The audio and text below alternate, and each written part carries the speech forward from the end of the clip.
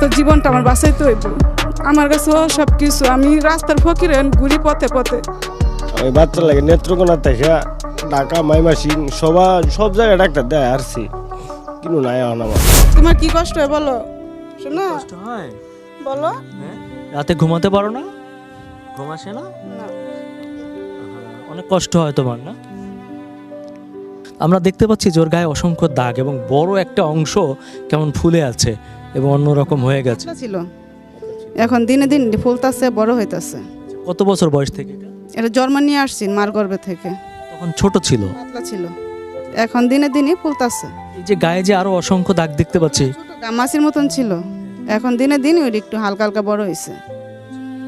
আর পিছনের আগাটা এটা বেশি অঙ্কে ফুলে যাইতাছে, দৈনিক ফুলে। এতে সমস্যা কি কি হচ্ছে আপনার? সমস্যা এই যে চুলকায়, নিজের হাতে চুলকায়, নিজের শরীর থেকে মাংস রক্ত বের করে ফেলে। আমি যখন কাছে না থাকি তখন এগুলা করে সে। আর রাত্রেও ঘুমাইতে পারে না, সারা শরীরে জ্বালা যন্ত্রণা করে, চুলকায়, ঘুমায় না।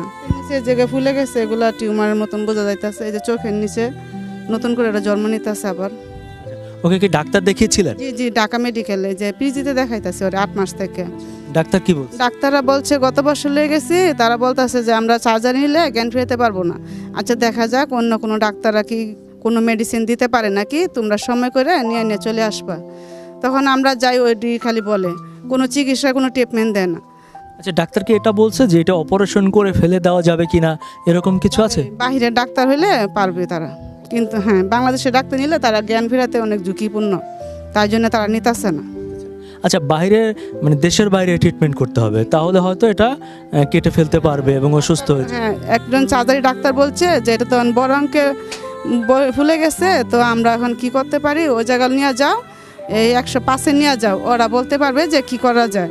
কিন্তু বেশিরভাগ সম্ভাবনা ওরা দেশের বাইরে নিলেই খুব ভালো হয়। তাহলে বাচ্চার কষ্ট হয়, সারা রাত ঘুমাতে পারে না, আপনাদেরও কষ্ট হয় না? ওর তো কষ্ট না, কষ্ট তো সবারই। আমার একটা ছেলে প্রাইমারিতে পড়তো, ওরে পড়াশোনা বাদ দিছি, ঘুমাইতে পারে না, কোনো স্কুলে পড়া যাইতে পারে না, ওরে নিয়ে সবসময় খেলাধুলার করার লাগে, সময় দেওয়া লাগে। একটা মেয়ে ওরে স্কুলে মহিলা মাদ্রাসায় ভর্তি করছে, ওরে পড়াই না।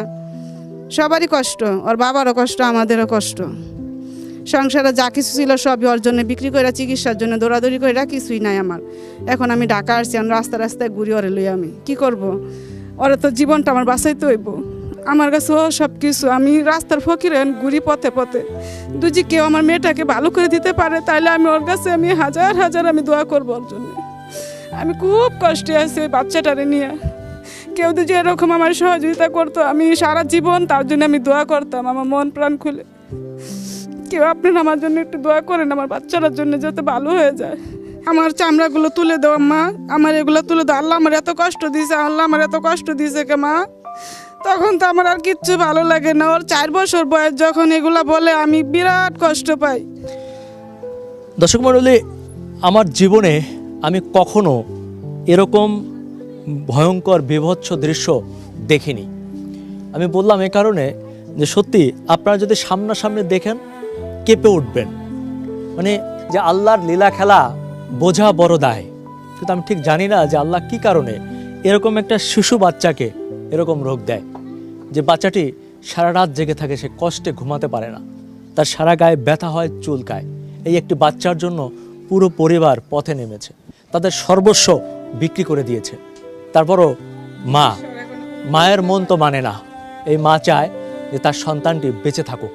আপনাদের মধ্যে যদি কোনো সহৃদয়বান ব্যক্তি থাকেন, আমি ব্যক্তিগতভাবে অনুরোধ করব, প্রিয় দেশবাসী এবং প্রবাসী ভাইয়েরা, আপনারা যারা দেখছেন এই বাচ্চাটিকে আপনারা আরেকবার বাঁচাবেন। আপনারা অনেককে বাঁচিয়েছেন, এদেশের অনেক শিশুরা, অনেক বয়স্করা আপনাদের সহযোগিতায় বেঁচে গেছে। এই মরিয়মের জন্য আপনাদের সবার সহযোগিতা চাই। আমরা চাই যে মরিয়ম বেঁচে থাকুক আমাদের মাঝে, এই ছোট্ট শিশুটি যেন দুনিয়া থেকে হারিয়ে না যায়। আর এই পরিবারটির পক্ষে এখন আর কোনোভাবেই খরচ চালানো সম্ভব না। আপনাদের যার যার অবস্থান থেকে চেষ্টা করবেন এই মরিয়মের পাশে দাঁড়ানোর, এমন বিরল রোগ থেকে সে যেন মুক্তি পায়। তখন আমি চিকিৎসা করতে করতে ভাই রাস্তার বকির হন, নাই কিছু। ওই বাচ্চা লাগে নেত্রকোনা থেকে ঢাকা মাইমাসিং সব জায়গায় ডাক্তার দেয় আসছি, কিন্তু নাই এখন আমার।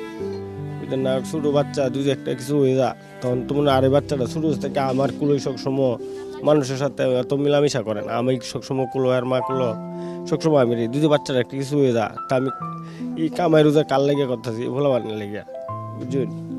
তা ভাই আমি দেই আমার বাচ্চাটার জন্য আমি চিকিৎসা চাই। বাবে এক বাঙালি দোকানে থাকে, মা কাম করতে পারে না, বাচ্চা নিয়ে নিয়ে বয়ে থাকে, মাসের অনুযায়ী হাত বাড়া 10 টাকা 20 টাকা করে রিক্কে দিয়ে দিন চলে। ছোট মানুষ তো বলতে পারে না, অনেক কান্নাকাটি করে, অনেক কষ্ট হয় আর মা